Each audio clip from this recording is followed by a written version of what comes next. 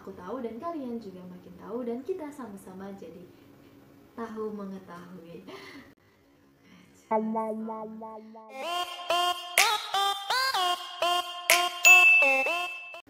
Halo, assalamualaikum. Balik lagi di channel YouTube aku, Hyuki Channel. Kalian nonton gak sih berita-berita sekarang di TV?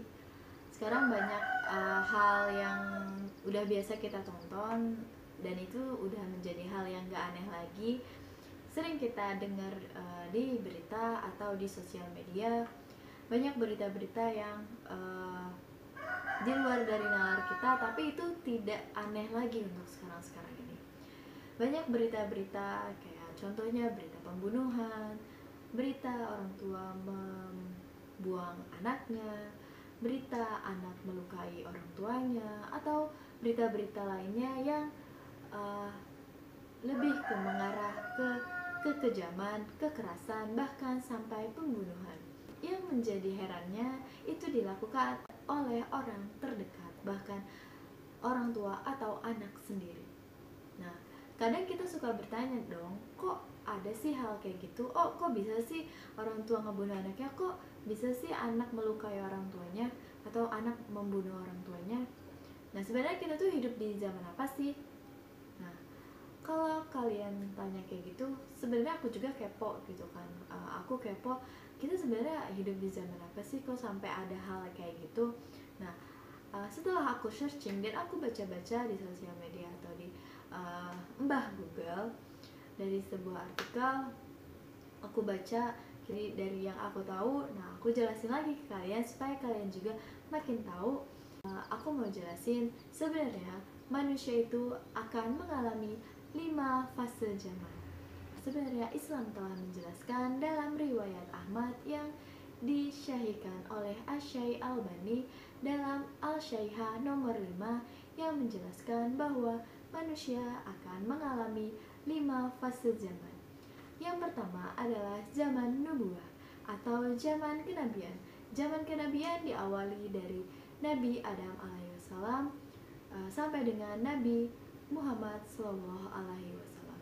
Di zaman kenabian, kalau kalian baca kisah-kisah Nabi, di mana Nabi berusaha untuk membuat umat manusia kembali ke jalan Allah Subhanahu wa taala atau memeluk agama Islam. Yang kedua adalah zaman Khalifah pertama.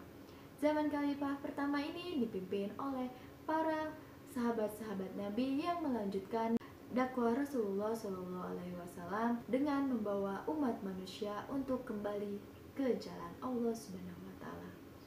Yang ketiga adalah zaman Al-Mulk atau zaman kerajaan.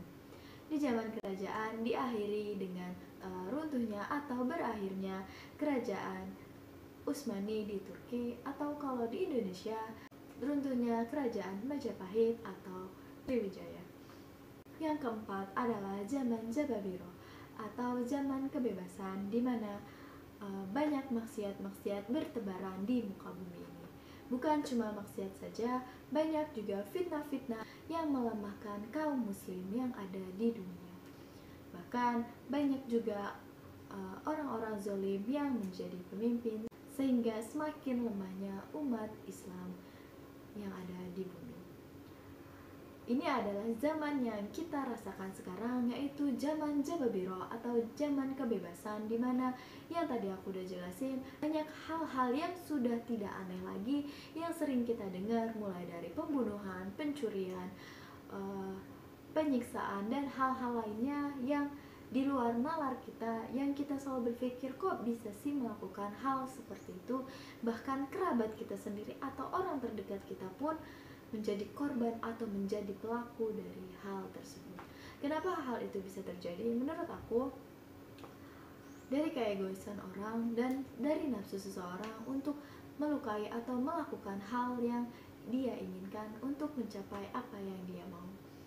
Jadi sekarang itu orang itu udah terbawa nafsu untuk melakukan hal yang tidak baik, sehingga dia tidak memperdulikan lagi orang lain. Yang penting diri dia puas dan diri dia bisa melaksanakan apa yang dia mau. Itu adalah zaman yang telah kita rasakan sekarang dari kelima zaman kita berada di fase keempat, yaitu zaman kebebasan, di mana maksiat telah terjadi di mana-mana. Yang terakhir adalah fase kelima, yaitu zaman khalifah kedua. Zaman khalifah kedua di mana suasana akan kembali seperti zaman Rasulullah SAW, di mana dipimpin oleh Imam Mahdi selama 9 tahun. Di sini juga Dajjal akan muncul untuk merusak seluruh yang ada di muka bumi, dan Nabi Isa alaihissalam akan turun dan ditugaskan untuk membunuh Dajjal.